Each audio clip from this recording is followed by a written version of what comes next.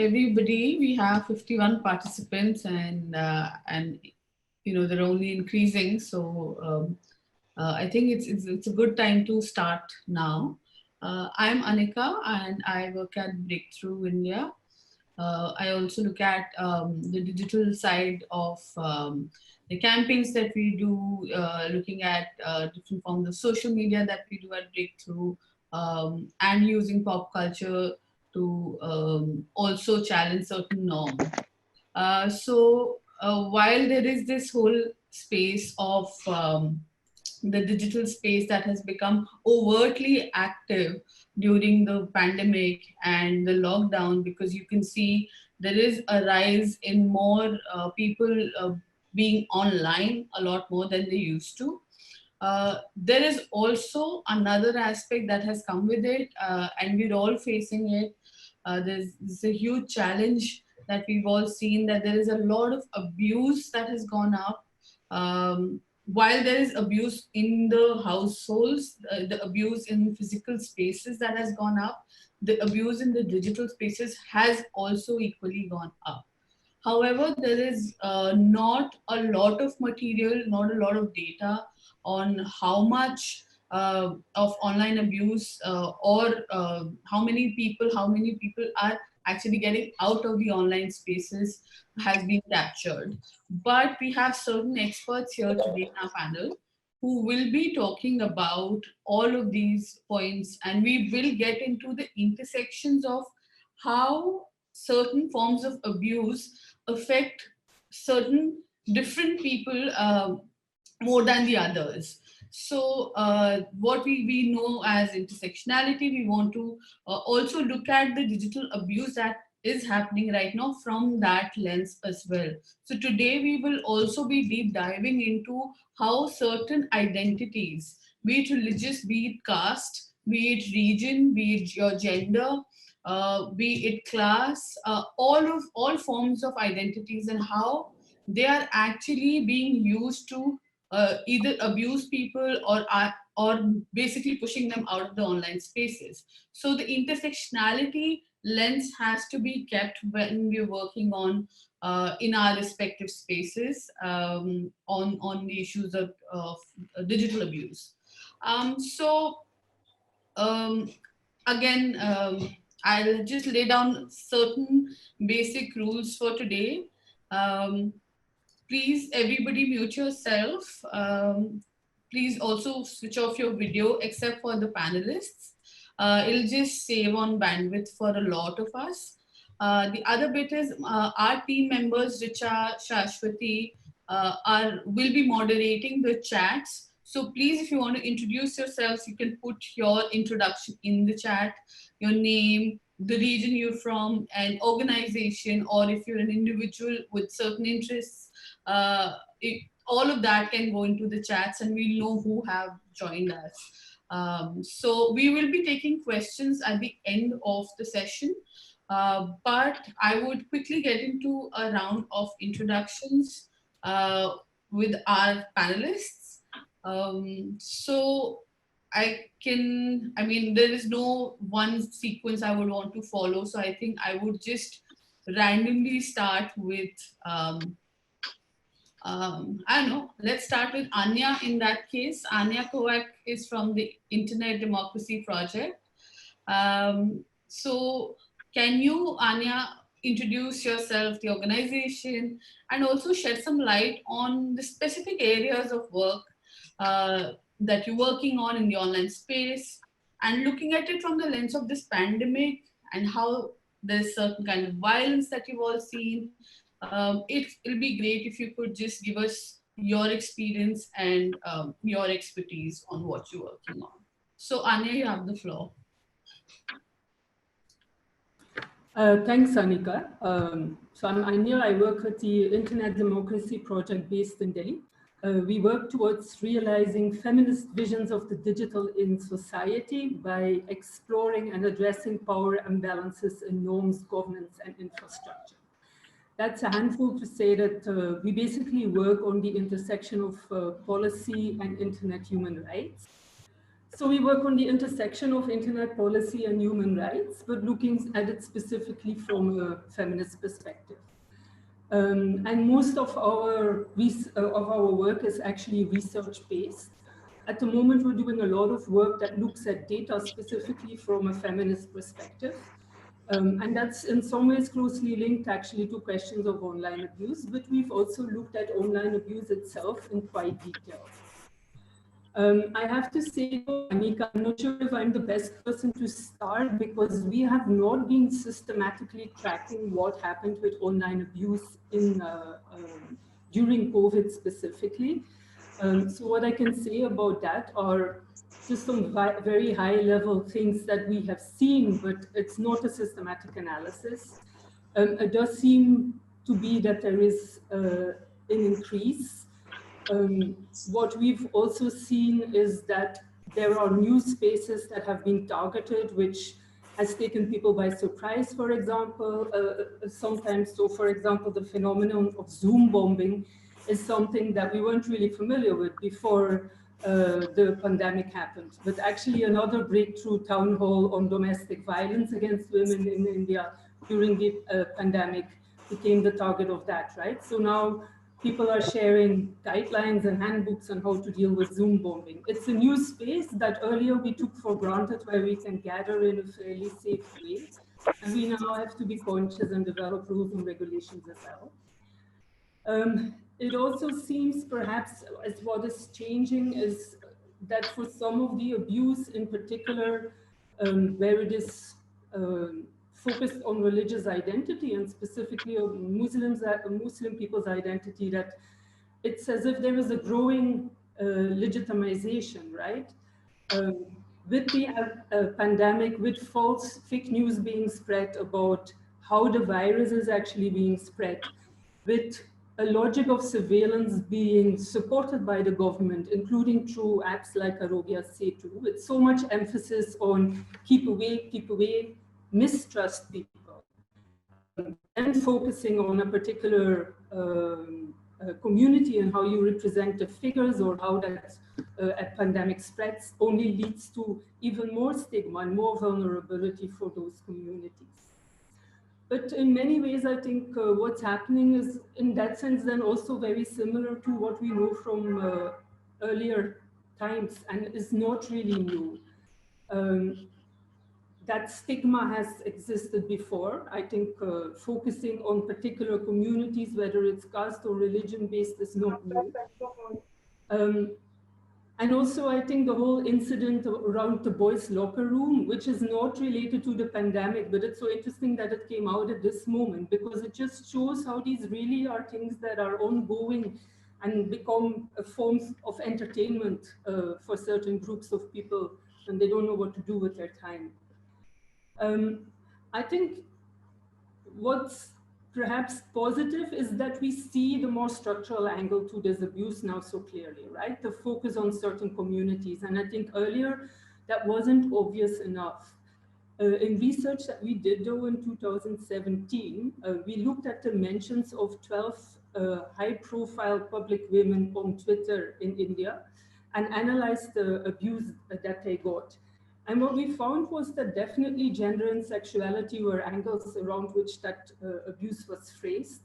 And it was very much focused on non-normative sexual behavior and on a perceived excess of sexuality. I think that idea of excess is actually quite common in a lot of abuse. But what we saw was that even though this was true, there was much more abuse that was formed either around political identities or about religious and caste identities. And especially religion stood out really strongly in our research. That would obviously mean that women from those communities, queer people from those communities, and even men to some extent would be disproportionately targeted. But what is also important to understand is that actually that framed the abuse of everyone.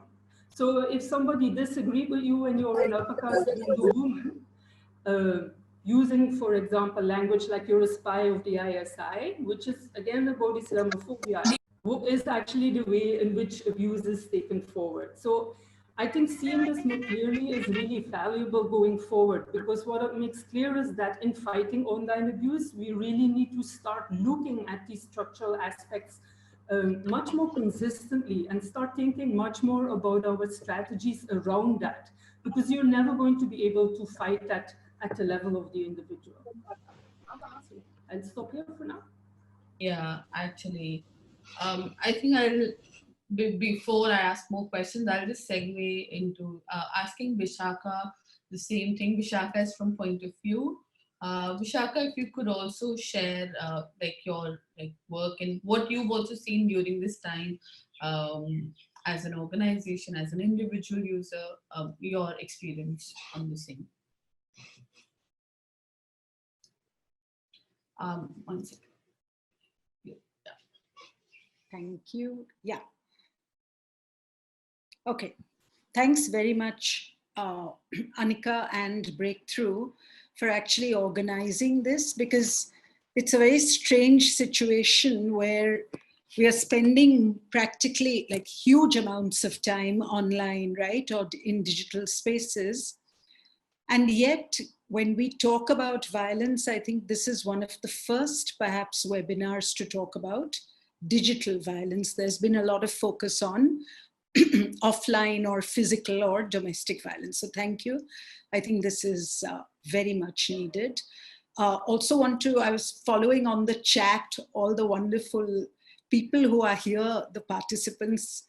This is fantastic and really looking forward to more interaction. So just very, very briefly, I live in Mumbai. I work at Point of View, which is a feminist organization which builds and amplifies the voices of women and other marginalized genders. And we remove barriers to voice, speech, and expression. And in that context, we have a program that works at the intersection of gender, sexuality, and digital technologies. Digital violence is very much part of this program. So again, very similar to what Anya said, it's not that we've had the time to do a systematic analysis or anything of the sort, but here are some of the things that we are seeing across platforms. So one is just building on the boys' locker room thing. I was also reading an article about sextortion cases going up. And this is something that is of great concern to us, because our work is really embedded in trying to build cultures of consent. And in both the locker room, boys' locker room thing, as well as sextortion, what is evident is numerous violations of consent, right? And when I think about consent in digital spaces, in an era where our bodies occupy both physical and digital spaces, where in an era where the image is as important as our physical self, right? And the image is almost another avatar or another version of ourself. I think it's really critical that we give this the kind of seriousness that is needed. So that's one of the things I wanted to talk about. The second thing, I'm sorry to say this, that even at a moment like this, if you get onto Twitter, we are still seeing, women journalists like Rana Ayub being targeted while they're doing relief in the slums of Mumbai or elsewhere. We are seeing rape threats. We are seeing like really misogynistic, sexist, violent kind of abuse being hurled in these contexts, and sort of the cyber troops sort of rushing into really mob work, like a lynch mob online. I would have sort of thought that, that in this context, everything is so overwhelming that people might have like shut down this tendency a little, but I'm really horrified and shocked to see that this hasn't changed at all. I think a couple of other things, and I'm not going to take very long, is, I also wanted to expand this a little from the online to the digital. And this is specifically because in India, we have so many people in low-income communities who have mobile phones that are the old type of feature phone and that are not necessarily smartphones.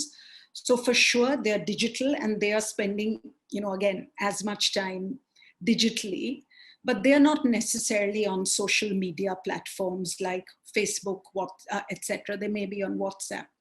So I think some of the things that we're seeing that I'd like us to almost reimagine violence at this time is, for example, what happens if you are a woman who faces domestic violence in your family and your only possibility of getting help is through the phone.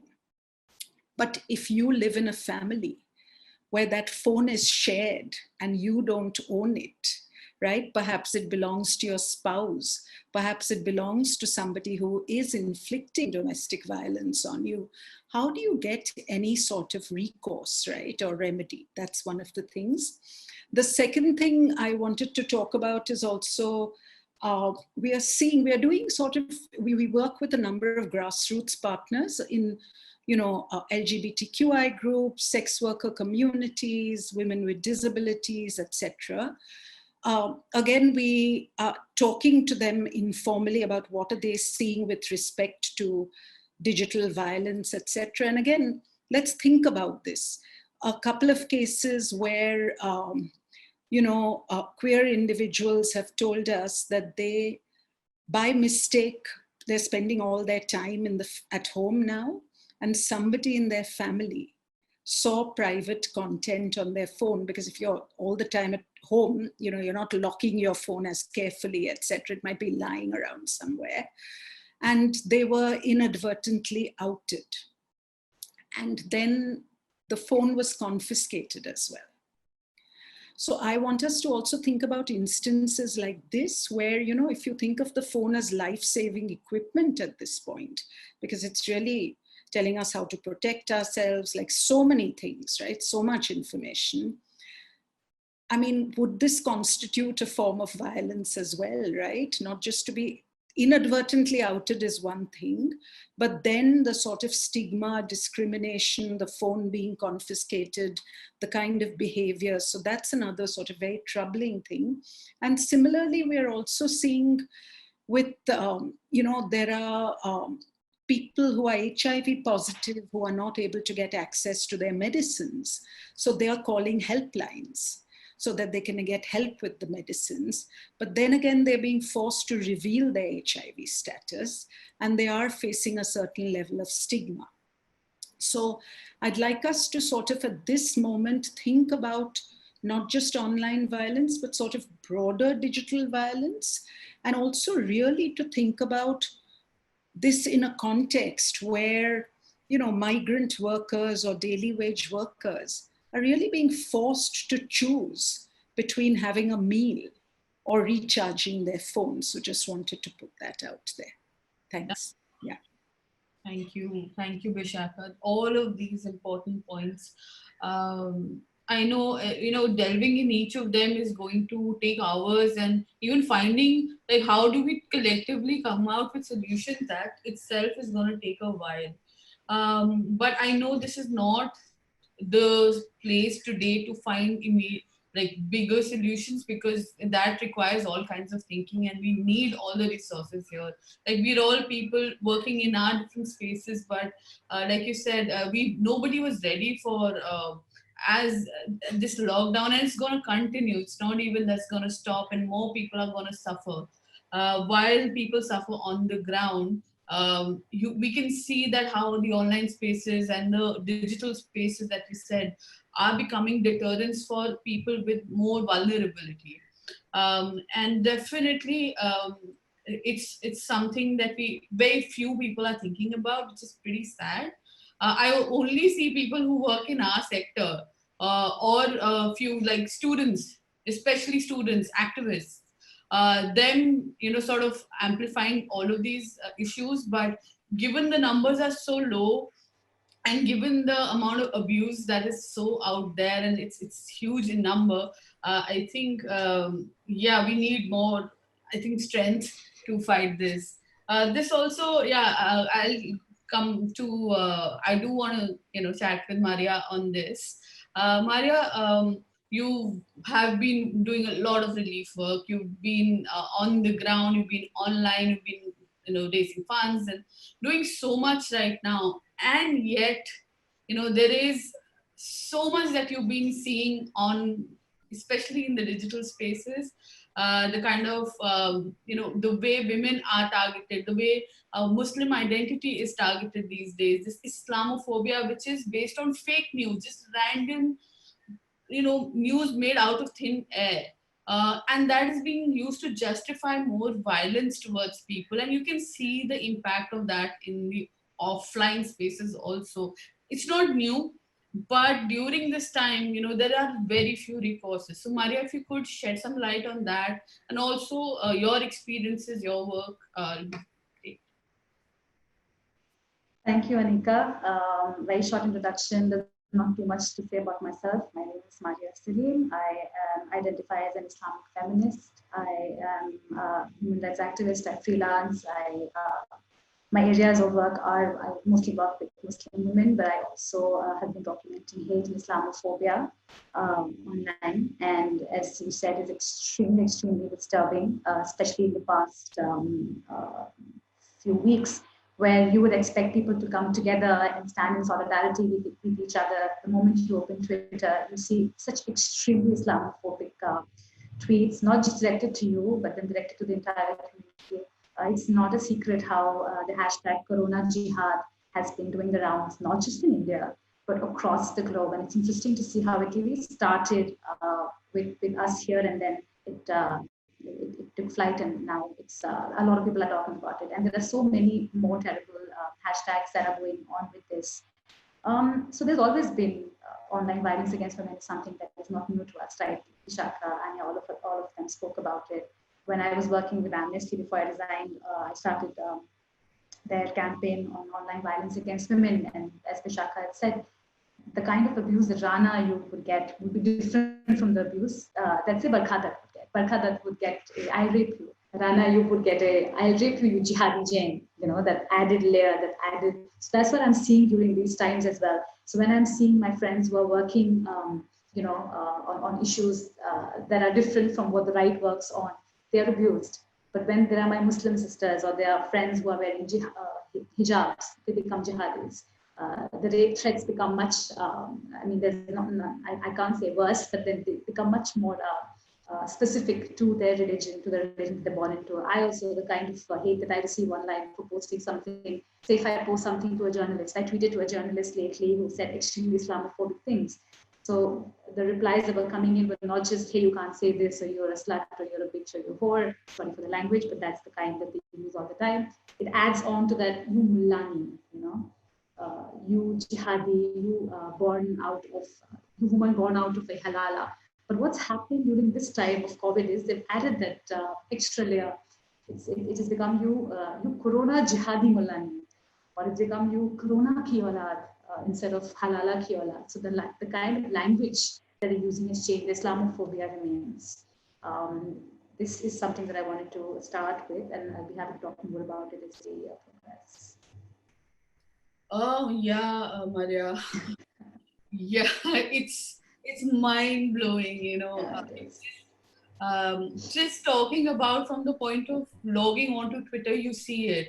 And the thing is, I'm like an upper caste Hindu woman with whatever my identity, kind of being there or not, But the moment you also, you feel that this is wrong and you speak out, immediately you're also labeled as, oh, you are like, you're like, you're somebody's whore, or you sleep with Muslim men and shit like that. I know that becomes but I can't imagine as a woman, as also a digital user, how that experience kind of deters people to be online. And that is why there's a reason why there are fewer women in certain spaces in the online sphere. Twitter being one of those spaces. Like the last number that we checked was 29 to 30% of women. Rest are men and non-binary gender, non-women. There is no representation there clearly. So, good point for you to jump in with again what you guys work on, looking at the increase in abuse and bringing in the whole toxic masculinity side of the digital spaces, and also looking at the intersections of how different forms of abuse are happening, or if you could just shed light on how has it been during this time of the lockdown. Yeah, thank you. Firstly, thanks for inviting me, Breakthrough. Big moment in my life. I used to help an intern at Breakthrough about 12 years ago when the Bell Bajao campaign started. And I'm on a panel with Anya, Vishaka, Di, Maria. I mean, this is insane. We are Social Media Matters, a bunch of feminist activists. Although the name is Social Media Matters, but what we do, what we like, what we are known for is workshops in schools and colleges. So honestly speaking, as much as I've studied technology, I'm on the safety advisory board of most of the larger tech firms. I'm actually very uncomfortable with technology. I'm more of a people's person. So I hope I get this communication right.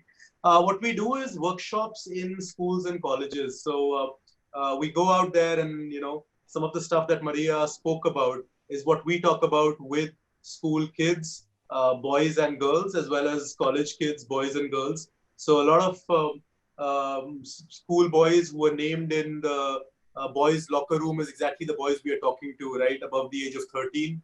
Just a plug in there for everybody watching. And there are some great people in the crowd as well from amazing NGOs. 13 is the official age where children are supposed to be on social media platforms. I'll just leave it there for everybody to kind of think about. So we talk to them about toxic masculinity, about patriarchy. In my personal preference, I think toxic masculinity is a mental disease. And I'm sure 5 years down the line, we'll be having people working against that as well.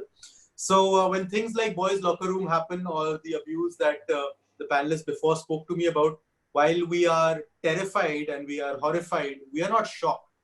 Because these are not problems that are coming up because Twitter, TikTok, Facebook, Instagram, 4chan, dark web exist.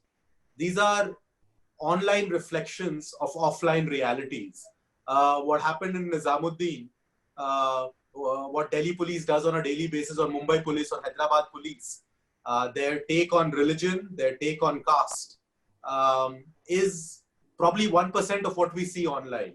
So I would, like Vishaka Di said very clearly, that while we are focusing on the online aspect, let's not look into this as a vacuum. It was not because internet connection came that people started behaving like this.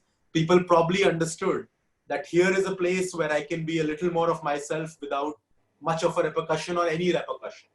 So we also deal with cases. So we actually work with survivors and police and social media platforms trying to solve the cases. Regarding the pandemic especially, there has certainly been a surge in cases, and there were two primary reasons for it. Number one was that more people started using more of social media, so a direct mathematical aspect there. Number two was, and this is a little bit of a technicality as well, that because of the shutdown, most of the moderators of the big tech companies went back home. They all sit in Gurgaon. I know a lot of them. And these people are working from home. And because of privacy and NDAs and stuff, they are not functioning anymore. So kind of all the burden fell on AI, or most of it fell on AI. So there is a surge, and crime against women or domestic violence help was not put in the essential services in the beginning. It is kind of a hybrid right now. NCW and DCW and other state governments are trying to work, but it was never a priority to begin with. Post 23rd of March, it has fallen even lower. So even if stakeholders want to help, there is actually, legally speaking, very little you can do. You can create hybrid ad hoc models to help survivors, but legally speaking, we are quite bound. And police, as you know, is overwhelmed with Corona. So I'll leave it over there. And regarding the boys' locker room, every reporter has called all of us on the panel and other activists working on this space. And everybody goes for that quick silver bullet solution. And for everybody from the field, sadly, there is no silver bullet. We need to talk about consent. We need to talk about sex education. And everybody and in the crowd knows every time we talk about sex education, somehow everybody gets angry. I don't know what is so wrong in it still. But those are the areas we need to focus upon. Yeah, and over to the other panelists. Thank you. I mean, yeah, you touched upon a lot of different aspects, and I don't know how do we unpackage all of them in so little time. But yeah, so great news. We also have Tanmoy who's just joined us. Hi, we have been talking about looking at digital abuse and basically breaking that down into how Vishakha had also mentioned how we need to look at digital beyond just smartphones here in India because a lot of people use basic phones. Then we're also talking about the kind of abuse that is happening in the online spaces, especially that actually increasing after the pandemic hit and the lockdown happened, and that abuse has just doubled, tripled, and there is some important points that also were mentioned by Anya. Were also looking at the religious identities, the caste identities, and how all of that abuse has just bubbled up. So, Tanmoy, you're from Equality Labs, you run it. It'll be wonderful to for you to give us some understanding of what you are doing right now and your expertise and your experience in the past few months, also looking into the digital side. So, yeah, over to you. All right. Good evening and good morning, everybody. So I think one of the things I just wanted to kind of, give a little bit of context to answer your question is that, in the work that we do at Equality Labs, and again, we are a Dalit feminist organization that is committed to, looking at ways that we can disrupt caste apartheid, gender-based violence, and religious extremism. And really with this lens on what does it mean to have caste and tech equity. And when I think when we started to work on this issue, which was a couple of years ago, what we saw was one, in terms of all of the platforms, none of the platforms, whether it was Facebook or Twitter or WhatsApp or Instagram, really ever had serious engagement with Dalit and Muslim and other religious minority communities.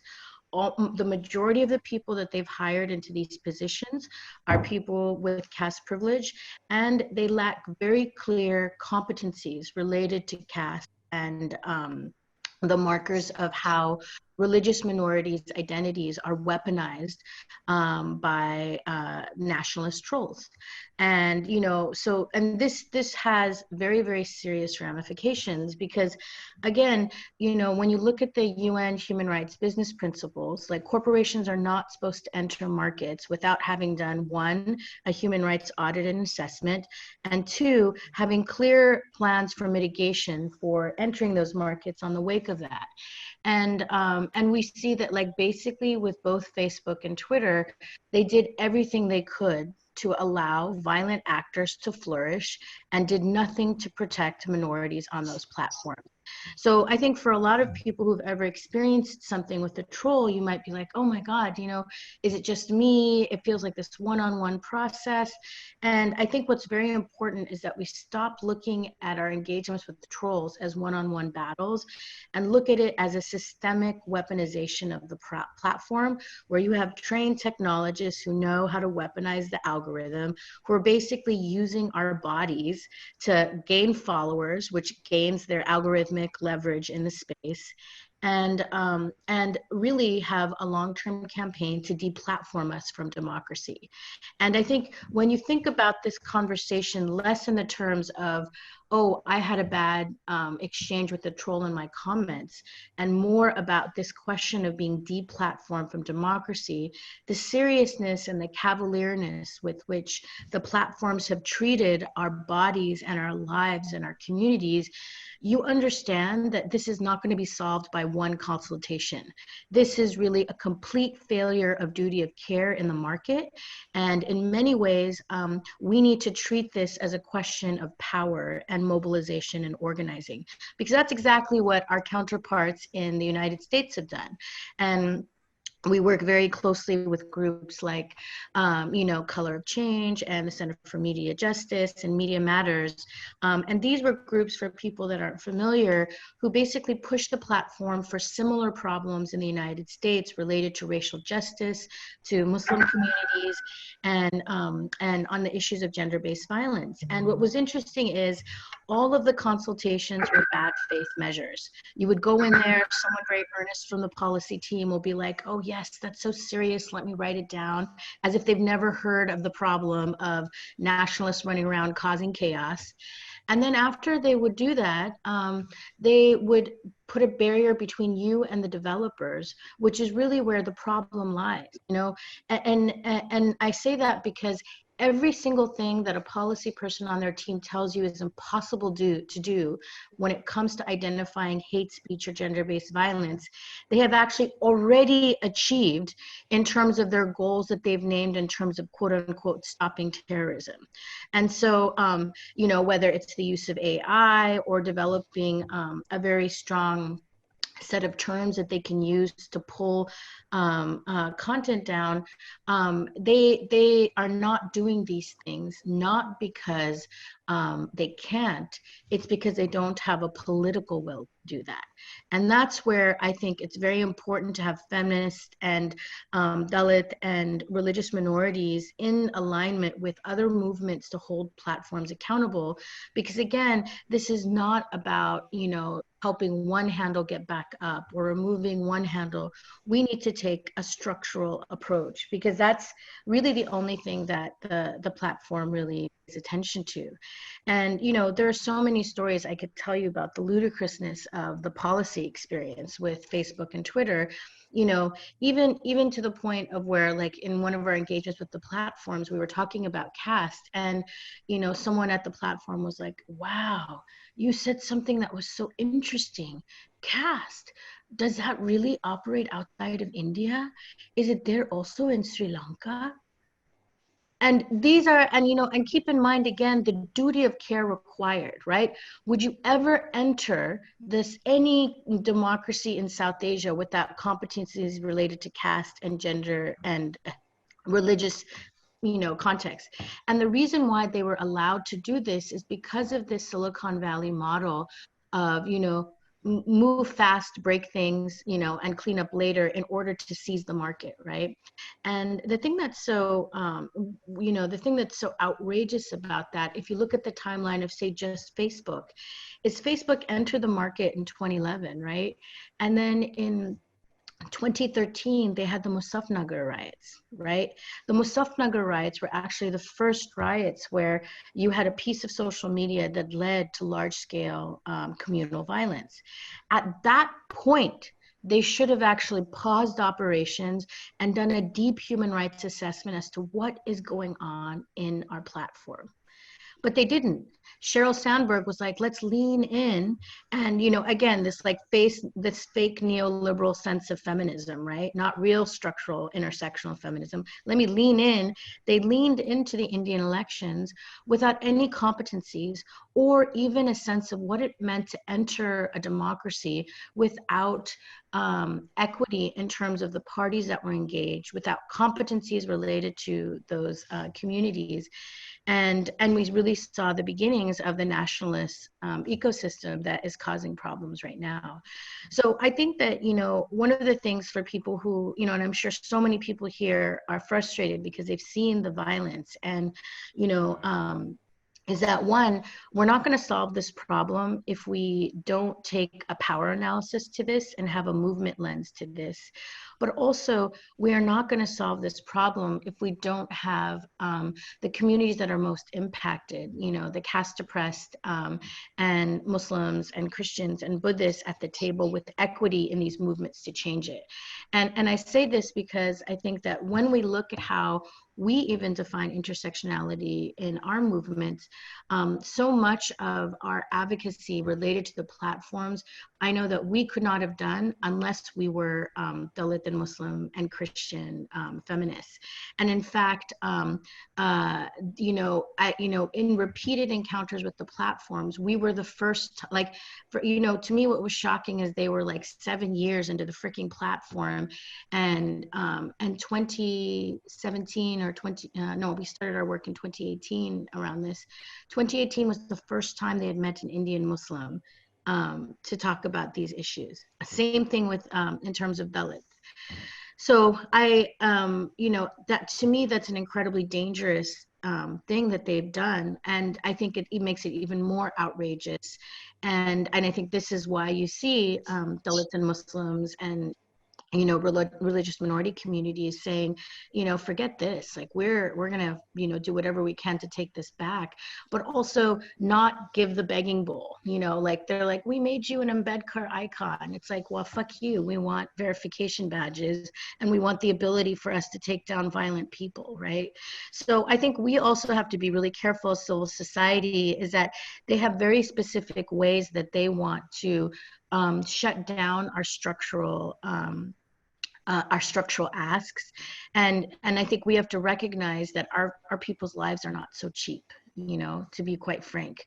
You know, a consultation and a small grant doesn't make up for the people that have already died and who have been deplatformed from democracy.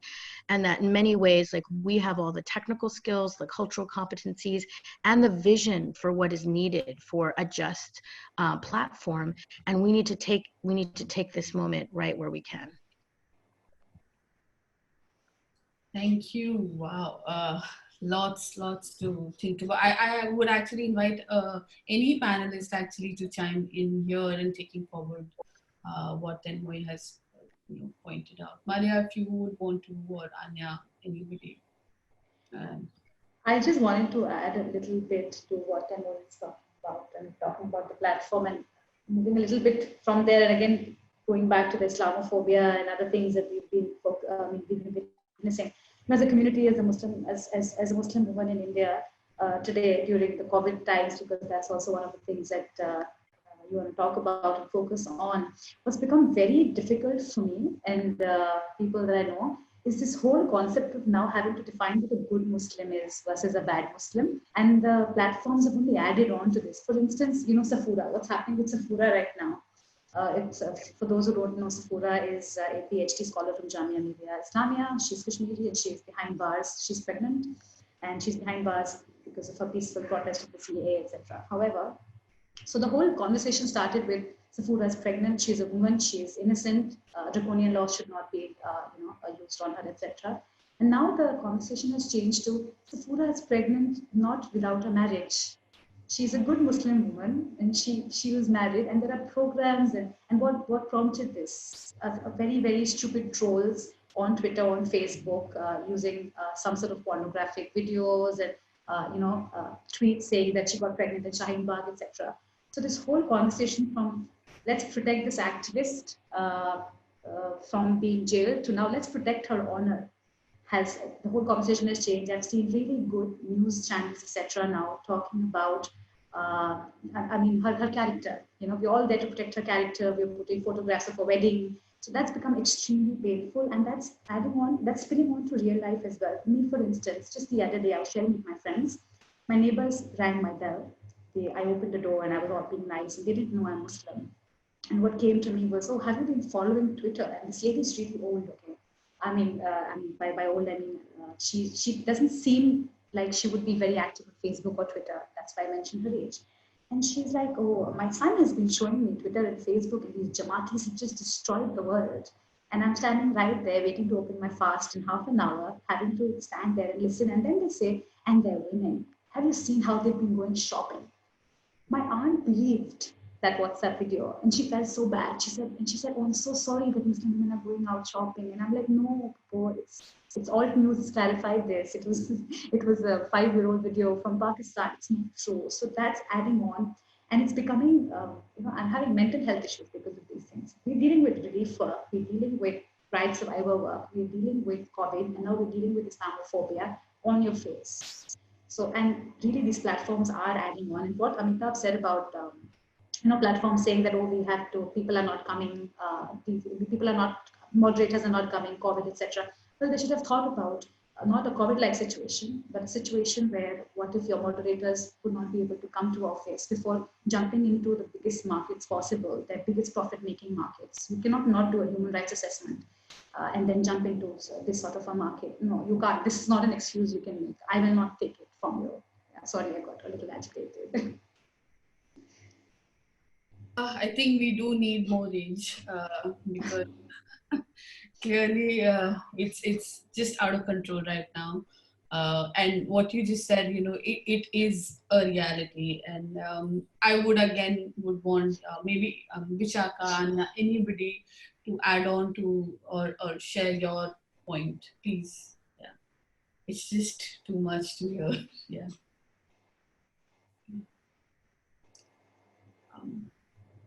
Vishaka, if you would want to add. Actually, I wanted to stand up and clap after Tenmori spoke, because I really felt like, I think we've got to that stage where we know what the problems are, right, with digital violence. But I feel like for the last 2 or 3 years, I really feel like it's been so difficult to move the platforms that we are sort of stuck in this position where we either have, people sort of talking more and more about the very classic blame the victim kind of stuff online, right? Like, these are all the things you can do to protect yourself. And while sure, there are things we can do to protect our privacy and things like that, the onus cannot be on the individual in this space to take the responsibility for dealing with something like digital violence. At the same time, we know that there are very, given the kind of legal system that we find ourselves facing, which is utterly unempathetic, sometimes is almost like another sort of dual violation kind of situation. It seems fairly obvious that we have to be able to, the platforms have to be able to start taking more and more responsibility and accountability, right? And the truth is, honestly, I would love to hear from other panelists how we can actually make this happen.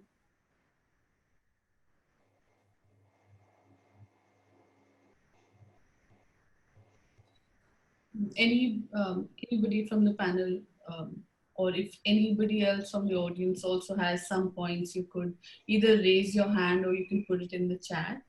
It would be great to hear from anybody.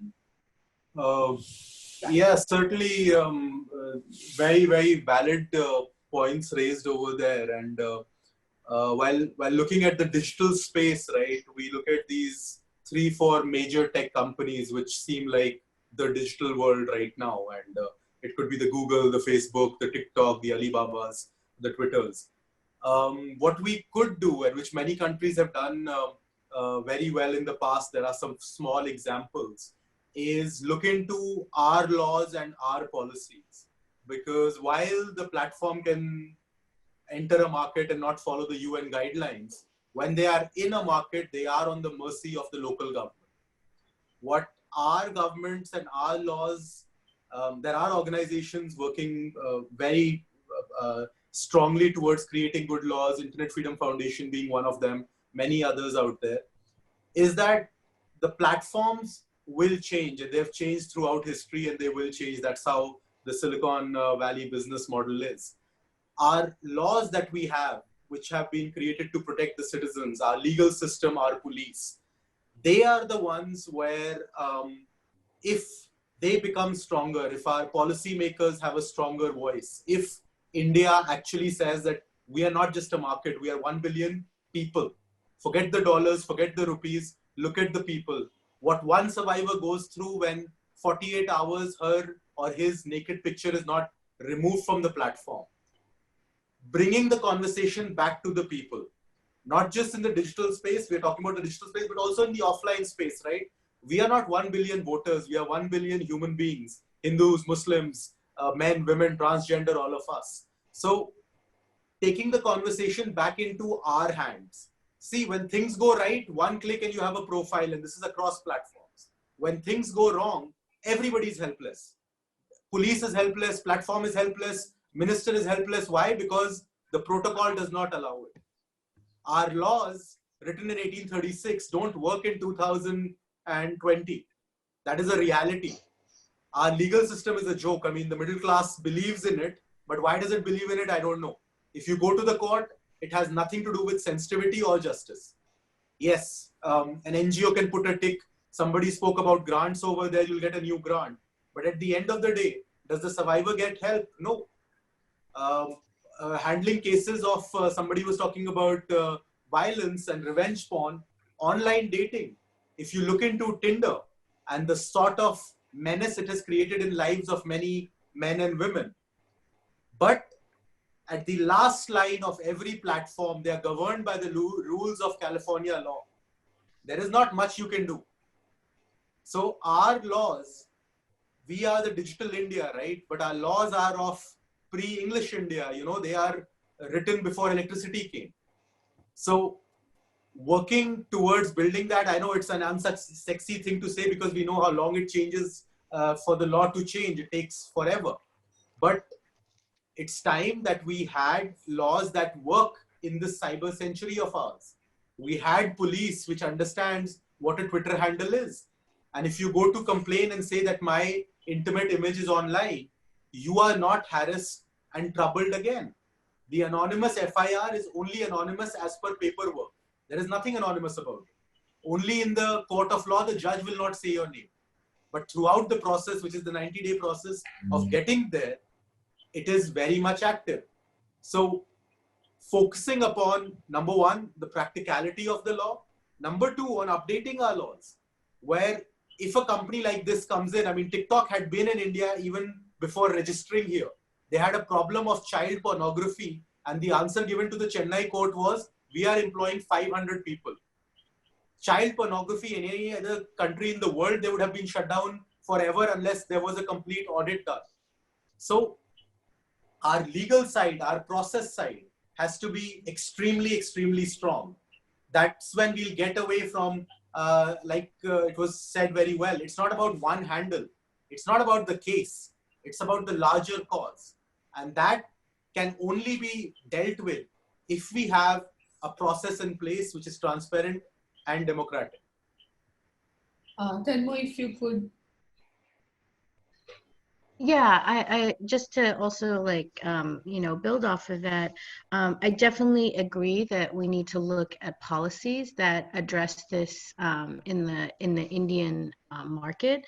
But I would say that the countries that have been able to regulate Facebook and Twitter are countries that actually have healthy democracies and who also have strong hate speech laws that are actually also being effectively implemented. So one thing you'll hear as an Indian civil society member when you raise these issues is they'll say, oh, well, we can't, we have a global set of community standards and we can't specialize for every market. But in fact, they've done it for Germany. And in fact, in Germany, if you do content that is related to their hate speech laws, you have the ability to report content not just by their community standards, but by the law itself. And so they have done it. And the reason why they did that is because Germany is one of the largest EU countries, right? They have a very powerful economy, and they were not going to be allowed into Germany if they didn't do that. But I will say this is really why intersectionality is really important in this lens. I don't think that there's a single Dalit or Muslim or caste oppressed person on this call that would say that Indian laws are being effectively implemented to protect our rights at this moment in time. And that advocacy is not fraught at this particular experience either, meaning that we could have the, and we do with the Prevention of Atrocities Acts, actually a vast amount of the gender-based caste slurs and Islamophobic content that we're seeing directed towards people. The POA Act actually gives you a great deal of the legal cover that you need that should immediately lead to stuff being taken down. But it's not being taken down because of political will. And I think really because of the companies basically saying that, turning one blind eye to the violence that's making them a lot of money, and then pretending like they don't know and that they need like lots of free labor from civil society to train them on the basics of caste and Islam and gender, which is not true. There's incompetencies there, but honestly, if this was the clear indicator of why they couldn't enter our market, they would address that. But I think that's why, again, I think we really have to look at this as a structural problem. And I think just like with other structural problems, we have to organize around it. And I think, one, people need to know more of their rights when it comes to these platforms. We need to expose the kinds of results that come from these consequences. And we need to also, continue to build relationships with other global actors doing platform accountability. Because at this point, the onus should not be on us as individuals or on us as women to protect ourselves from wolves, which is really what the company is saying. Like, we're really sorry that you're getting death threats and rape threats. And, oh, wow, did content on the platform lead to you getting, an arrest to sedition? Oh, whoops. Okay, that's too bad. We'll do what we can to like help you in X, Y, and Z. And the thing is that the reason why I'm so firm about this needing to be a power building experience is because when you look at the context of Myanmar or Syria, because of their lack of activity, you have seen social media lead to one of the first social media wars in Syria, and you've seen it lead to genocide in Myanmar. And in Myanmar's case, every platform said never again. They said never again. But I think what we heard in India was, over and over again. Because what we're seeing is the kinds of hate speech targeted at our communities is unacceptable. And I really want to bring in the voice of Gauri Lankesh as well, because she was someone who foretold her own death as a journalist online repeatedly, because she was targeted much in the same way that we see journalists like Rana Ayub targeted. Constant sexist slurs. Even the portmanteau prostitute was something that uniquely was delivered from the Indian market, and that in and of itself should have been taken down because of its gender-based violence. But because it was allowed to flourish here, it is now, gone to other markets like the Philippines. And I think with some of the stuff that Maria was speaking about, when we're looking at Islamophobic hate speech and disinformation, online violence leads to offline death, right? And I think that this is a really critical piece of this new report that we're going to be going about, is that, again, I can say, having conducted this research, every step of the content that we shared, that we wrote about, was content that the platforms could have adequately engaged with because they were given advance as soon as it broke. And they didn't do anything about it. They waited for it to get viral. They waited for it to escape the Indian market and then be used globally. And now global Islamophobes are using this content and weaponizing against Muslim communities around the world. So there's a huge responsibility that that really exists, that's not on us, it's really the platforms. And I really want to share what Mario was saying. I don't have empathy for a platform that has billions and billions of dollars. And I feel like if they just took the money that they use for their cereal bar and actually put it towards adequate moderation, we would actually be in a safer place. So I think that we need to really look at how we can be unified in terms of having a set of asks and really think of them as the most structural power building asks. So as opposed to we want more diversity in their staffing, or which we do, or just better content moderation, I think we need to know how bad the problem is. And the way that they did that in the American market was the ask for a civil rights audit that would look at racial and faith bias across all of the verticals of the company. I think we need the Indian market, because keep in mind, as Indian users, we actually have a huge global leverage, because we are the largest market on Facebook and WhatsApp and Instagram. So as the dominant users on these platforms, things that we say matter not just for us, but for the world. And that's why I think we see nationalists trending things so consistently, because it escapes globally, right? So for me, I feel like what I would like to, really position, and, going back to what Vishaka was talking about, a very practical thing is for us to be unified in an ask for a human rights audit and assessment of the platforms, and specifically looking at caste and religious bias and gender-based norms for the products that work in our market. And they will tell you that it's not possible. It actually is. This is exactly what they did in the United States. The fact that they're not even bringing it into the conversation with policy organizations in India and in South Asia is because they don't want to offer to us, because we're in the global South. And I think that that's the piece that we need to really flip, is that actually when we are in this market, we are facing the failure of your duty of care. We deserve to know what on earth is going on inside of your company, and to have an audit like this be administered by third-party firm that is jointly administered by civil society and the company. Because the company will say, oh, we can do this. Well, like here's our audit that we've contracted, but there's no engagement by civil society. And I think that there's been enough violence and enough people harmed that we cannot trust them to manage something like this, and we wouldn't want to. I think that this is really the need of the hour, because only after we've assessed the full scope of the problem can we then start to be, collaborators in terms of what the solution is. But I think that, all of my engagements with people who've worked around this on racial justice issues is that the only reason they moved on the audit was because of mobilization, and also because the company was found out to be spying on civil society. I don't know if you guys remember this, but there was this project, I think it was called The Defenders, where Facebook had hired a Republican opposition firm to surveil both George Soros and Color of Change, one of the leading Black civil rights groups. And because that broke on New York Times, they then had to sit down and negotiate after months of pressure with all these different groups. So we should assume that we have the power that we need to at this moment, and that we have the ability to ask for what we need to ask. We just need to be ambitious as to what a liberatory ask looks like in this moment. Thank you.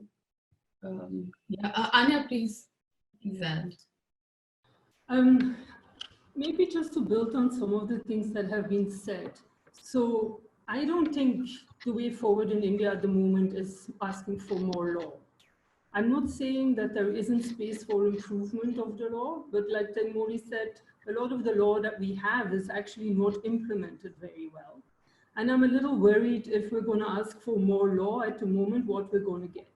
If you look, for example, I see that there's quite a lot of people who work on child sexual abuse on the call.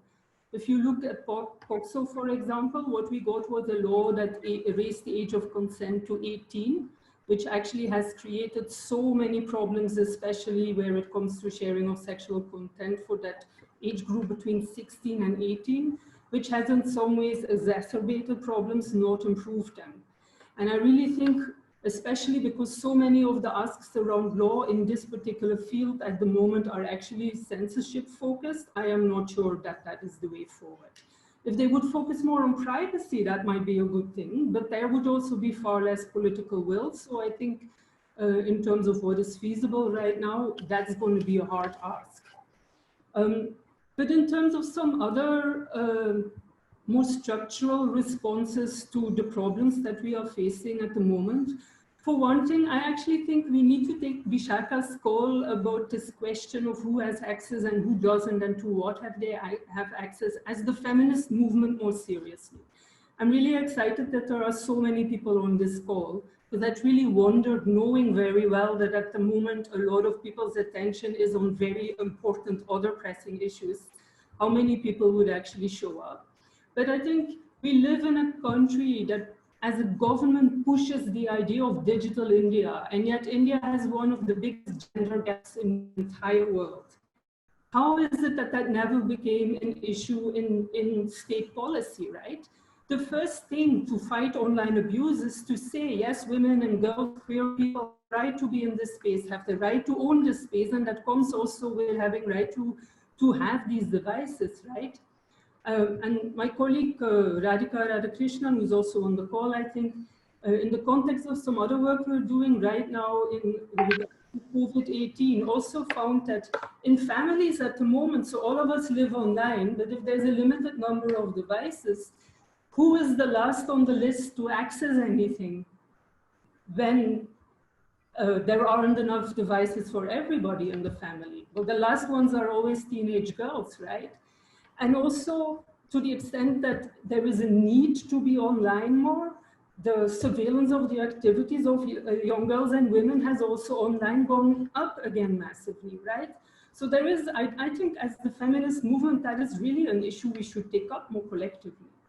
But also when it comes to the platform, I think the suggestions that Mori made were really valuable, but I also think we need to, as the feminist movement, engage at a more structural level with the question of surveillance capitalism. Because at the end of the day, the reason why none of the platforms are going to budge on any of these things in countries where they don't have to is because of the way their models of income generation work. In a very simple model, if you look at the real name policy of Facebook, we've been part of international coalitions of activists, and including spurred by caste-related incidents in India, actually, that argued that the real name policy of Facebook puts people into danger. Facebook, on the other hand, of course, claims that this makes people safe, but whether or not a real name face policy keeps you safe depends a lot on who you are. If you are a transgender person who's transitioning and not everybody knows that yet, if you're a caste activist but you don't want to lose your last name, if you're a political activist who has to be careful about their identity in certain spaces, real name policies do not protect you, they harm you. Why is Facebook sticking to them so much? I know that experience of meeting people from the company, having them nod and smile and act as if this is the first time they're here, while you've been having that same conversation with different people in the company for 10 years. Safety is not their main concern because they've known that for long. Their bottom line is the main concern. And the real name policy is important because it improves the likelihood that they can connect data from across the internet to your profile and can make better predictive systems on the basis of which they are making money out of our lives. If we really want to hurt them, if we really want to change this dynamic at a fundamental level, this is one of the things we have to get at. And another thing, which is something we are developing work on at the Internet Democracy Project right now, is actually just the way we are looking at data. And I think that's a problem even in the context of the law. At the moment, we talk about data as a resource, which means it's that thing that's out there, right? And then if it's just out there, up for grabs, then obviously like the first one who takes it should be able to make some money out of it. Actually, increasingly, the line between our data and our bodies is diminishing to the extent that it becomes irrelevant. And image-based abuse is a really, really good example of that. Because if you speak to the victims of non-consensual sharing of sexual images, most of those women are not saying, oh, that was a privacy violation and I feel like my data protection rights have been violated. They talk about it in terms of sexual assault. The psychological harms are similar to sexual assault. And so if you look also at the boys' locker room incident, when journalists asked me and said, you know, there are men who are saying like, oh, even with semi-nude or nude images, like it's just an image, it's not rape. But that's not how women in that position necessarily experience it. So the way we talk about data actually is we put bodies back into that debate and say data is an extension of our body. And so the protections that we get have to fundamentally relate to our bodily integrity, our autonomy, and our dignity and equality as human beings. And that becomes a philosophical ground, a moral ground as well, to stand on, to actually ask for more fundamental rights than we have right now. I think unless we start to dig at these deeper principles, shifting this is going to be really, really hard. Again, thank you so much. We have a bunch of questions in the chat. So I'll quickly go through them because we only have 15 minutes now. Trisha has written, if we report fake profiles or hateful content on Instagram, and before I finish your question, Trisha, the idea is also to hope to get these platforms again to talk to us, but it's just that we know what Tenmoy has already mentioned, that we know the kind of responses we will get from the platforms themselves right now. And but anyway, let's see how we can answer this best. It says that we have limited moderators on Instagram because of COVID, and we're trying to prioritize the content with most potential for harm. That's what we get. How do they gauge what causes most harm? Shouldn't they issue a larger clarification about this change in policy because of COVID?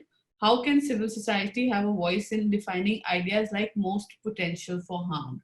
Yeah, it's an interesting caveat. Again, looking at everybody to answer from the panel. So I can answer that. I think that imminent harm for the platform means the not just the potential, but the immediacy of violence.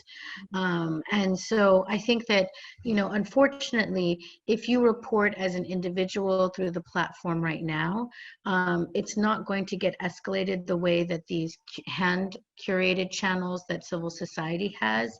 So I definitely encourage people that if you're experiencing hate speech, disinformation, gender-based violence, your platform being blocked, you know, to really raise up those issues through the rapid response channels that exist. And it sounds like Great Breakthrough has some, Equality Labs. We have an extensive channel with all of the platforms. When you raise it to through those channels, like that content will be reviewed within 24 to 48 hours. It's not it's really obviously a stopgap because, you know, honestly, the platform should have had like a better process in place, but it's the only thing that we have. And I think this question of imminent harm is shaped from the experience of communal violence and genocide in Myanmar. They're looking at those large pieces. They're not looking at slurs or, you know, even interpersonal, like if you're in a gender-based violence situation and someone is trying to dox you. That said, you know, we should still report it. And, you know, and I think tracking, like, you know, how that gets to be addressed is, you know, is something that we can look at. Just on the question of how can civil society have a voice? So Facebook specifically for Facebook as a company, they recently, this week, launched an oversight board, actually, a global oversight board, which also has two members from South Asia. One is Sudhir Krishnaswamy, who is the VC of National Law University in Bangalore. And the other one is Nigar Dad from the Digital Rights Foundation in Pakistan, and who's also like one of the people in South Asia who's been working on this issue for a really, really long time. So I was very happy to see her there. The idea is that an oversight board will help Facebook improve its policies around these particular things. And it's partly set up also both as a way to have a more independent voice. They've tried to structure that it has some independence, though there is some disagreement on how independent it is ultimately. But and to have a larger input into that board. And there are, I still feel there are too many people from the Western world on that body, but overall there is about half our members from the global South. And I think that's an improvement because, like Tanmore was saying, those voices were often kind of ignored completely. The interesting thing is, though, as they were doing consultations around this, we asked whether, for example, so Facebook treats if hate speech is based on specific characteristics that are protected, gendered is protected. So if somebody says kill all women, that will be taken down. But if somebody says kill all men, that will be taken down as well. And there's been a lot of discussion about this because it again completely ignores the power relationships in how hate speech actually operates and when it has an impact or not, and when you can read it as satire.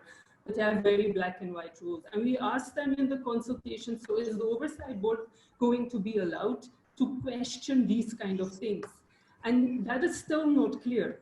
It still seems as if those fundamental rules they can't challenge. So it will be interesting to see how it evolves. But yeah, over the next 2-3 years, that will be something to watch as well.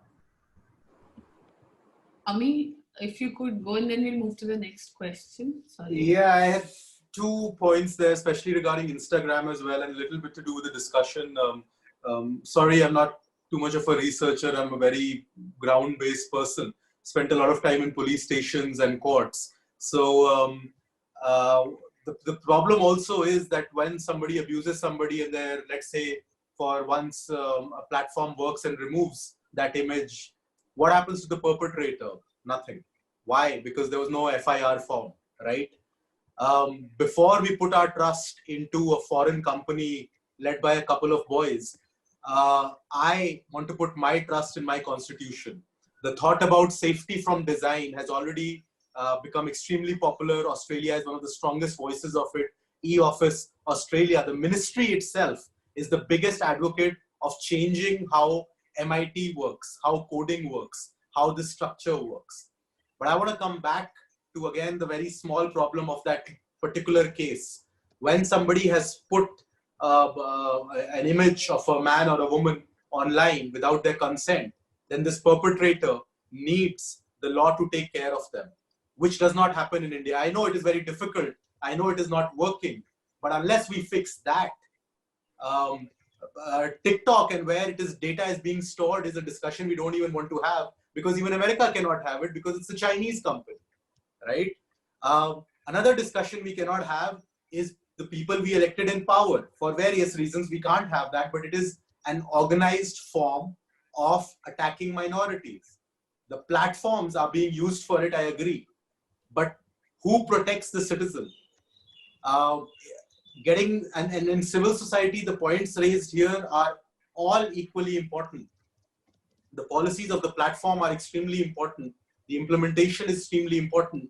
But again, for that woman or that man who's facing harassment, they want the state, the police, their local leaders, their representatives to prevent them, to stop them, to protect them. I know it sounds unsexy and it is very difficult to do, but they cannot be put out of picture. My MLA, my MP, my Prime Minister, my Home Minister were not put there for Arnab Goswami and Republic and ZTV. Sorry, I'll pull everybody back to where I live and I stand, and the time we have spent in courts and the time we've spent in police stations. Our systems need to improve before digital India or any other India can come into play. There are only 30% of Indians who are there, and the 100% suffer because laws do not work. So for the Instagram part, while definitely organizations like us can reach out to the Instagram office in San Francisco, I would also request the survivor and the NGO to go to the local police station and file that FIR and fight that 3-year-long battle to resolve that case. Yeah. I think, I know there are a lot of things that we're discussing, and we'll have to maybe pick up 4 or 5 points out of all of that, because that's the only amount of work that we can put in sitting in our homes right now. Yet, thank you for all your responses. There are some more questions. Hadil has asked, what tools are you using to raise awareness for girls and women on digital abuse, which is on the prevention bit? How are you working with the victims, the protection? Primarily, I think this is coming from digital abuse only. And are you working with boys and men not to be violent in digital spaces? I think as Breakthrough, I can say that there have been consistent campaigns on working on this aspect, because in the end, it's the mindsets that have been, and I'm sorry, I'll come to the panelists also, but just to say that the whole culture that already exists outside, the sexist, patriarchal, very Brahminical, casteist, Islamophobic culture that we already have. It's very elitist culture. It's a culture of competing with each other rather than being a community. That's the culture we already live in. So there is nothing stopping that culture from overflowing and actually getting exaggerated in the online spaces. So the whole idea that the safe spaces should also be in the online spaces, but with a certain lens, that conversation has been missing for a while. But the idea for that to become a mass consciousness and a mass campaign is something that we're also trying to work with, looking at digital and on ground and your physical spaces together, and as a continuum, and not just as what you said in the beginning, that digital is just a vacuum and something happens there and we'll go fix it and it'll all be okay. No, because it all flows in and out. So the norms, the point is we have to work on the cultural norms, and that's something that I'll again push as like a part of this group here. But anybody who has worked with, Vishaka, please add to this. Okay, great. Okay, so I think one of the things that I wanted to say in response to this is that it's really important when we try and raise awareness of women and girls on digital abuse, that we do it from a very strong gendered perspective, where we understand very clearly that the solution cannot be telling women and girls to vacate the space, right? So we cannot tell women and girls that, hey, the way you can be safe in digital spaces is by not doing things, by not putting your photos, right? By not talking to certain people. We cannot put a whole bunch of restrictions, or what I think of as unfreedom, and somehow mask that as producing safety, etc., right? So I think one of the principles that we at Point of View are very strongly against is the principle of digital abstinence. And I often talk about HIV/AIDS when people were told, like, hey, to protect yourself from HIV/AIDS, stop having sex. It didn't make sense then to tell people today that to protect yourself from violence online, stop having the digital equivalent of consensual, pleasurable sexting or other actions doesn't make any sense today either. So what I want to say is that it's very, very important when we think about online violence that we understand that women, girls, trans persons, non-binary people have a right to be in this space.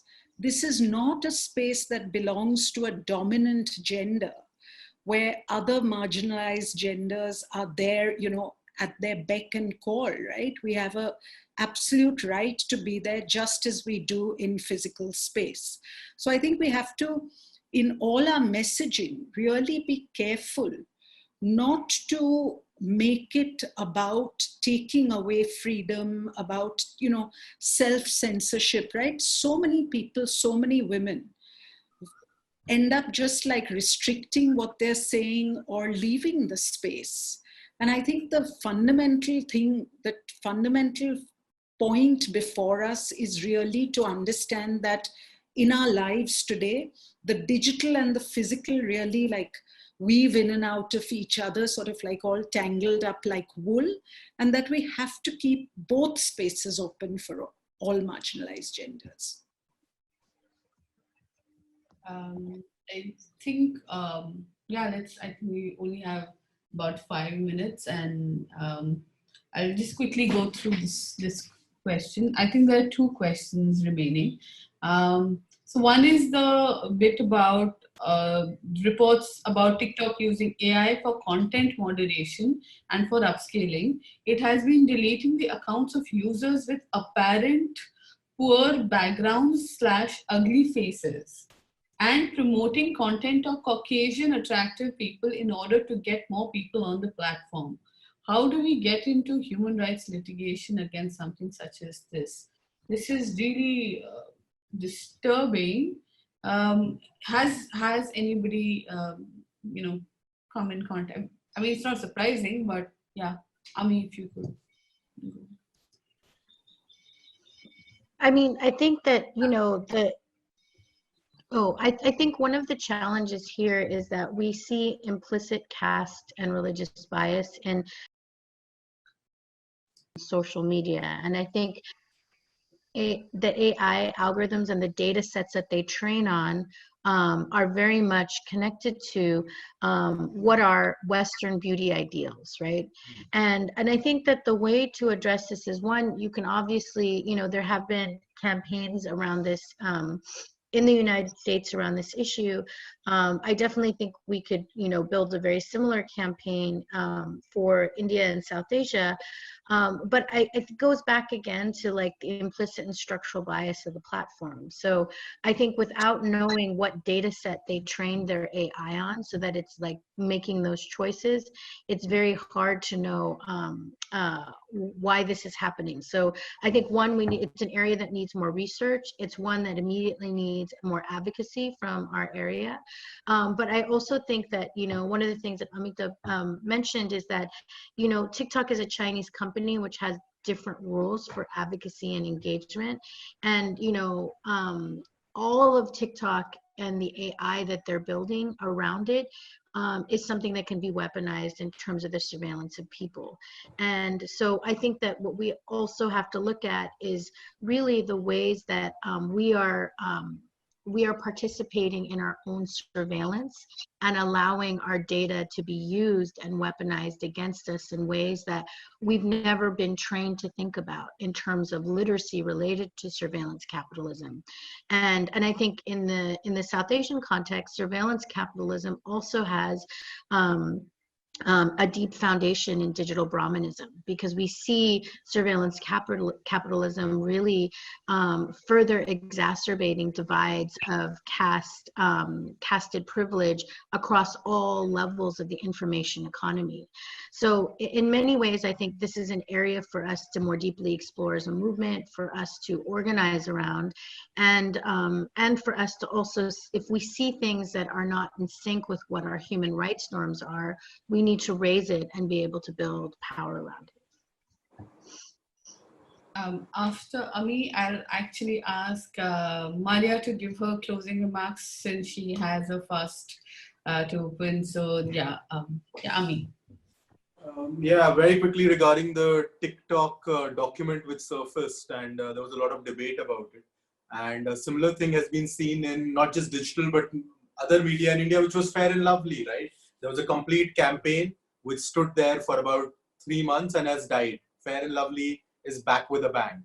So for all the activists, the major bias that any company goes for is profit, right? The thing that they only understand is money at the end of the day. And for social media platforms, one thing which is very clear, and they are understanding it, it's in their reports, is that the only user base they can crack are women and transgender people. So women and transgender people have a strong voice if it is placed with the perspective of human rights. So whenever a company comes, which is basically a digital marketing platform, calling itself something different each time, what is also extremely important is that the community guidelines and its implementation and where it is happening, how it is happening, the transparency. Moderators still remain the biggest mystery of all times. WikiLeaks could not even find out who these moderators are. Unless you chill in the cyber hub of Gurgaon, you don't know who these moderators are. So transparency in the functioning of safety of its users, it's a long term that I have used, but it is the most essential aspect. Not giving somebody a contract to sing and dance, fine, I can understand that. But when it relates to safety of people, that is where there can be zero negotiation. That is where the transparency has to be 100%. When I reach out to you and things have gone wrong, what is your standard operating procedure? And that cannot be human. That cannot be, you call this person and I will solve the problem for you. It has to be procedural. Where is it noted? Are the lawyers there? Are the police there? So creating a transparent system of safety so that it doesn't have to be Vice or BBC that breaks this news, but a company or a community, as it is called, also informs its users about it. And just the last part, the terms and conditions are written in a coded language which even lawyers don't understand who have written this language.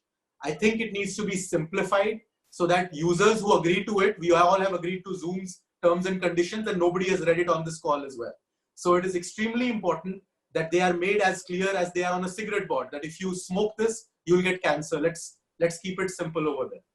Yeah. Wow. I know, the processing of all of your, and I don't think I am the right person right now to do this. So much to, take back. And we will process all of this and share later with everybody. But sadly, that Maria will have to step out. So Maria, any last, your conclusive thoughts or, some solutions, some ideas, or what do you want to leave us with before you get out of the call?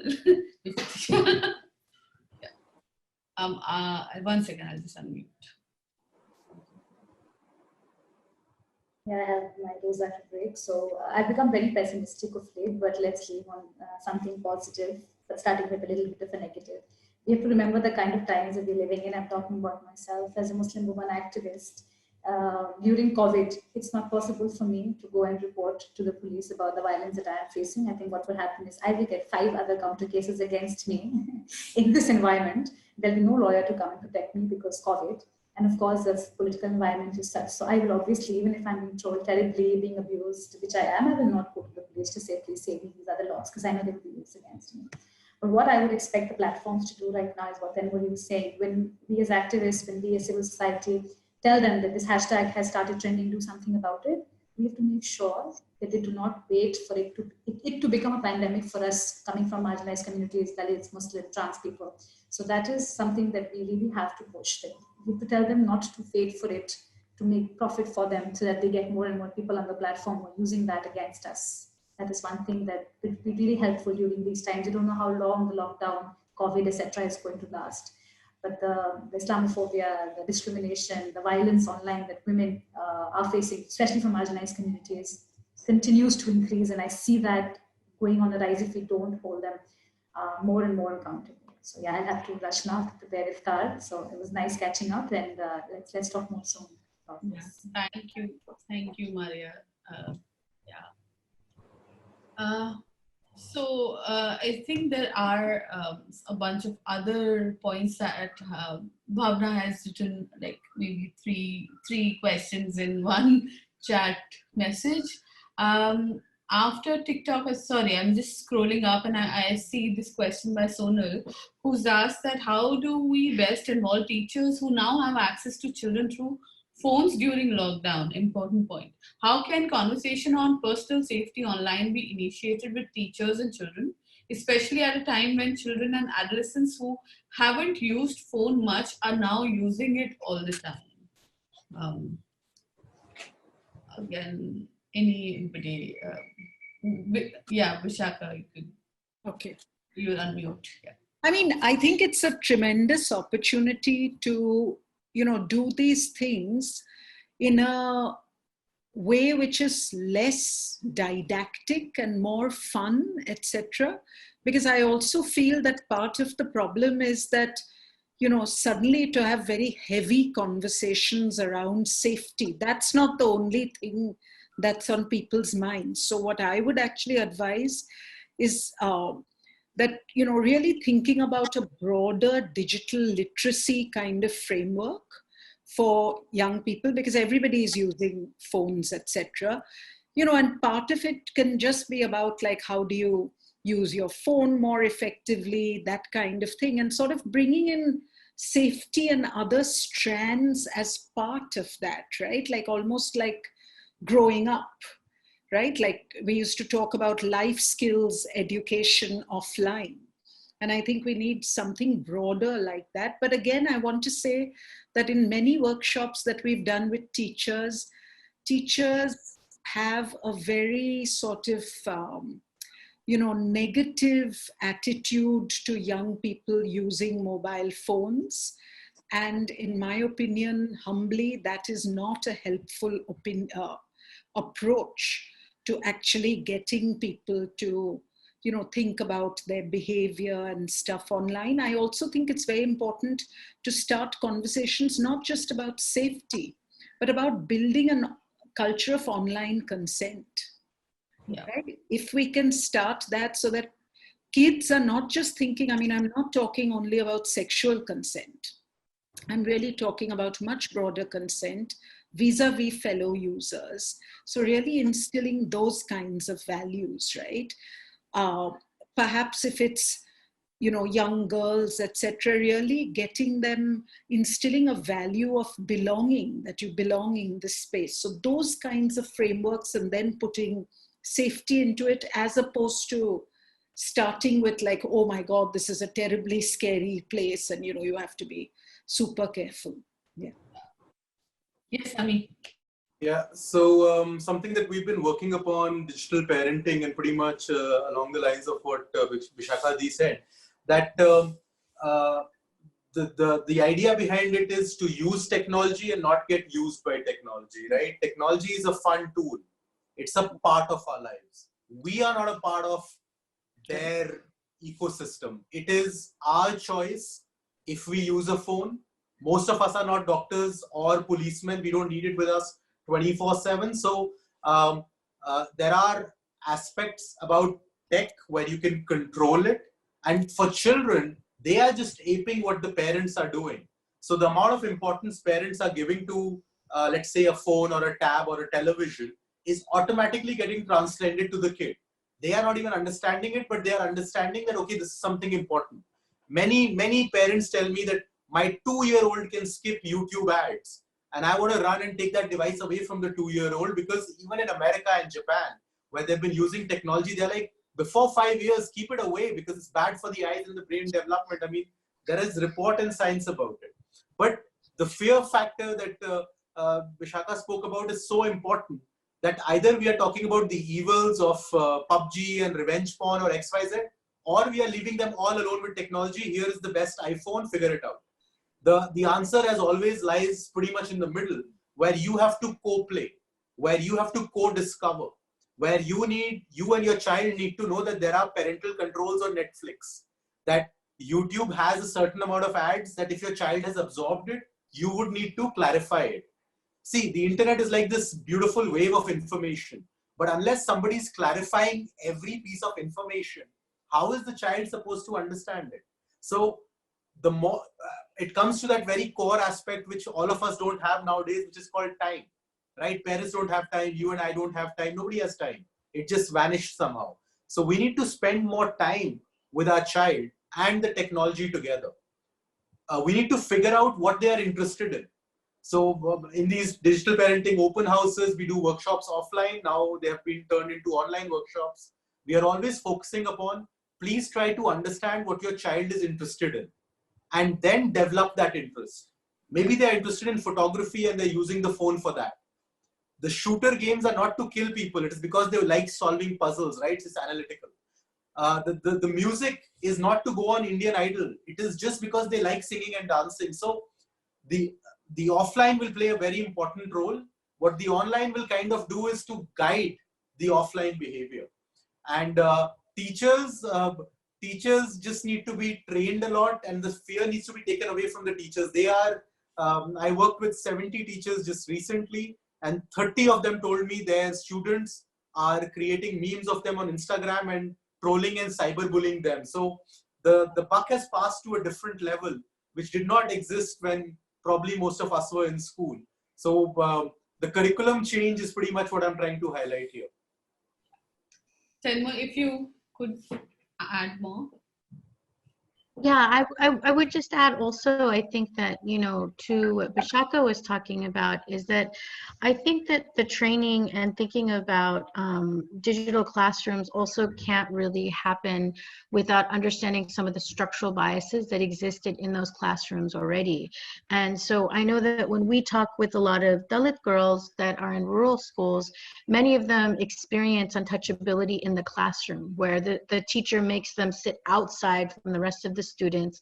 They're not allowed to engage properly. And so I think that what's really important is that we need to have a widespread layer of training of digital literacy, but one that also takes into account intersectionality and also creates visibility for marginalized students. And, you know, I think it can be fun, it can be playful, but when you center those students in those discourses, they are visible in a way that maybe even their own classrooms or schools do not make them visible. And in some ways, I think as a feminist technological space, you know, we can create in civil society that which is being omitted from the curriculum, and really think about ways that we can be rooted, like, you know, for example, you know, as in the work that, you know, our organization is one of the founders of Dalit History Month, and we found so many classrooms using that content because, or students being able to access that content because they were not getting accurate content about their own life experiences in their classrooms. And so I think it's also about being able to create culturally competent materials that center and speak to the most marginal students and stakeholders in that space, and that center consent across that whole pipeline.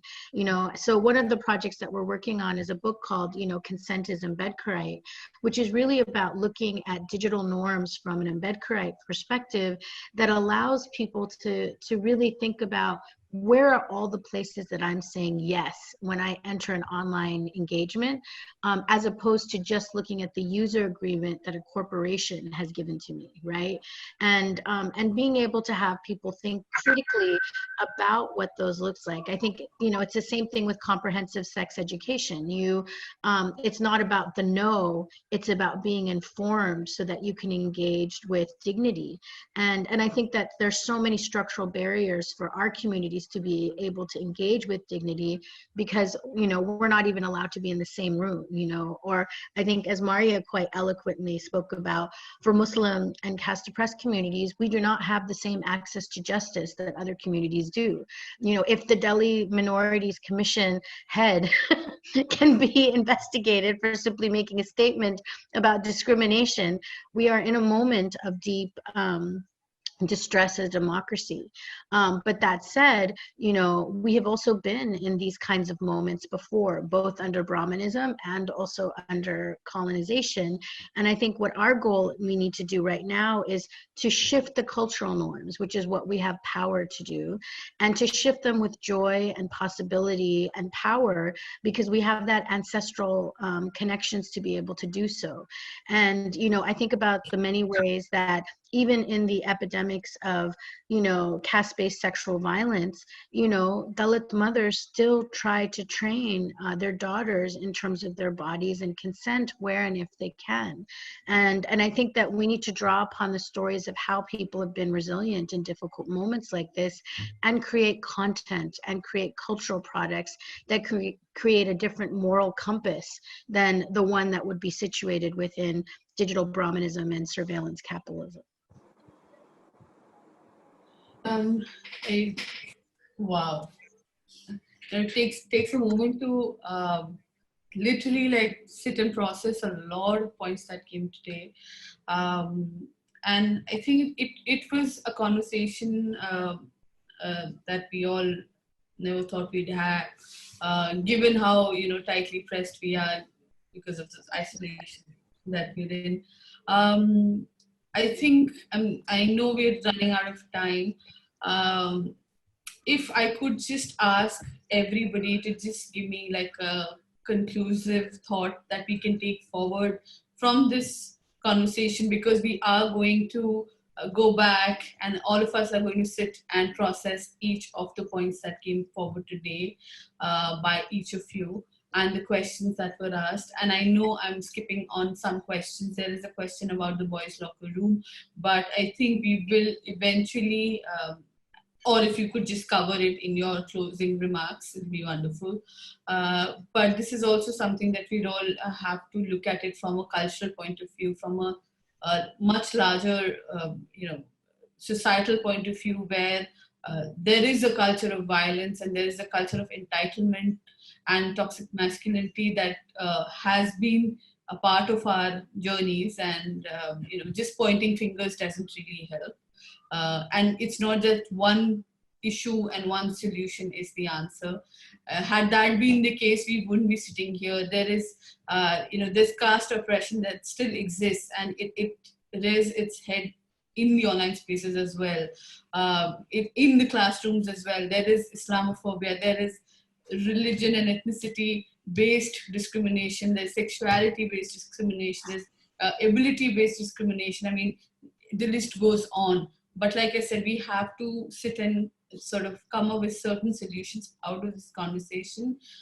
So that's something that we will do. But before that, I know we're running out of time. So in 2 minutes each, if everybody could just give your closing remarks, that'd be wonderful. And I know I want to have this conversation and more people do want to continue, but sadly we're running out of time. So Anya, if we could start with you and just, 2 minutes each, it'll be wonderful.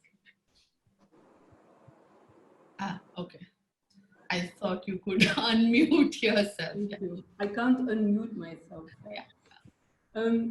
Thank you for the very interesting conversation, and I'm glad we're still having this at this time. I think I just want to re-emphasize that point of the importance of making connections between our experience at all different levels, right? Within our families, within our communities, within our countries, at the structural level as well. And maybe one point to reaffirm that again, a little bit at the risk of making this more depressing again, because I think some of these suggestions at the end were much more hopeful and, things you can do in your everyday life yourself. But so on the question of consent, I really do think it's also important to again see that question, both in the way we deal in our personal relationships and in the data policies that both platforms and the government put into place. And I think the Arogya Setu app is again a lovely example. That app was launched. There were a lot of concerns around privacy and surveillance. The government defended them, among other things, based on the argument that they took consent. And then within the shortest time, you see this app being forced on all kinds of people, including Zomato forcing it on their workers, because of course, labor is going to be the first that has to deal with this.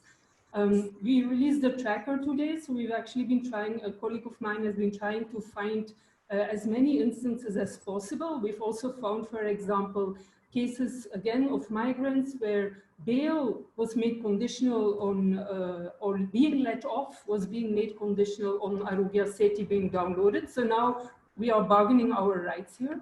This is just one example, but it's not, I mean, people would say, well, in the context of the pandemic, isn't it justified, but it will, because it might help to stop the pandemic. There's a lot of questions about that. But I think also the broader context that even say in the draft data protection bill that is in the parliament at the moment, the government basically has given itself the right to take our data with our consent in all cases, right? And it's interesting to see that on the one hand, we are being told, even by authorities, institutions, you have to keep yourself safe and secure. But then we are not able to negotiate ourselves where we want to engage with online spaces and whether we believe those are safe and secure. So I think apart from state surveillance, Arogya Setu, because it has Bluetooth always on makes you an attraction for hacks. It's really dangerous apart from the fact that it drains your battery. So from a cybersecurity perspective, it's just not safe. But as a user, the ability to negotiate that has been taken out of my hands, right? And I think, so again, like the questions are connected. And I think it's important that we can't all engage equally at all levels, but I think it's important to see those connections and to try and support in whatever way we can those struggles at different levels. Thank you so much. Ami, if you could go next. This is to everybody on the call. Nothing great to say, but consent is extremely important and it matters. So everybody who's attended this call, panelists, others, let's start those conversations. I mean, let's get to work over there. Number two, to everybody from the civil society organization, while we disagree on the nuances, right, we are working against a very similar, we are working for a very important cause. So let's try and make this movement as inclusive as possible. I've been in this space for about 15 years now. Still frustrates me, the logos, the funding, the nuances when people get it wrong. Let's try and get more people on board so that we can work together, and that's a good conversation to have. And lastly, thank you Breakthrough for this conversation and inviting me. As I said, I still can't believe 15 years down the line, I was helping an intern and today I'm on a panel here. So thank you for all this respect. Thanks a lot. Anything that you think would be useful for people, and I would actually ask all the panelists if there's something that you would want to share, like a material or a report or any link that people can log into. I know Social Media Matters has a Facebook page also, group as well, along with your website. But if you think which is something very specific to these times, certainly. So during the pandemic, we are running an initiative called My PIN Code, which is active in all the 200 hotspots of the country. So in 200 districts, very specifically to this call, it is also being used to help domestic violence survivors, victims of cyber abuse through our helpline. So anybody who is in these spaces, My PIN Code, just search it on Facebook and find it. On the other side, to use or not to use Facebook is completely your choice. So think about that. Visit the website. Any help we can provide. We have a cyber helpline. We have a WhatsApp helpline.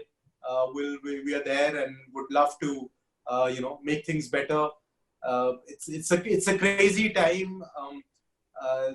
Also from the mental health perspective, it is okay not to be a super performer in these times. It's okay if you're not able to do anything. Things will get better post the lockdown. So I would focus on everybody's mental health.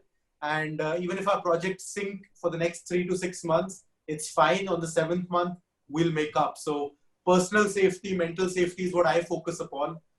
Work always happens. It's also Friday, so do enjoy your weekends as well. A lot of my friends are trying to be superhumans at this time. So taking it away from violence, but looking more in self-preservation and positive mental health is something that we are trying to push through all our platforms, our website, and our social media handles. Thank you. Vishaka, if you could. Yeah, okay, I'm going to be very brief. I think just a couple of things. I think really what the pandemic has shown us at this point is that our mobile phones are really like life-saving equipment. And how can we really think very broadly, literally again from the perspective of the most marginalized, right? In terms of class, caste, etc. How can we bring in a situation where, today when we are thinking about relief, people are giving out rations, etc. Of course, food is absolutely integral. But how can we really think about also putting data recharge and things like that into that basic package of essentials at this point, right? Because we're seeing so many cases of, just people who are trying to get from one place to another, but who either can't recharge their phones, etc. So I feel like we need to sort of go from digital violence to digital access, to really sort of framing it in a way where we're really thinking about this as like essential and sort of services, equipment, whatever, and maybe coming out with a list of like points for the government, right? As well as for telecom operators, for companies to think about, because we, as things progress, we need to make sure that people can like have this just as they can have like food, etc., etc. I think we have to push for that as well as a part of essential services. Thank you. Tanmoy, your remarks. I have unmuted. Yeah. Okay.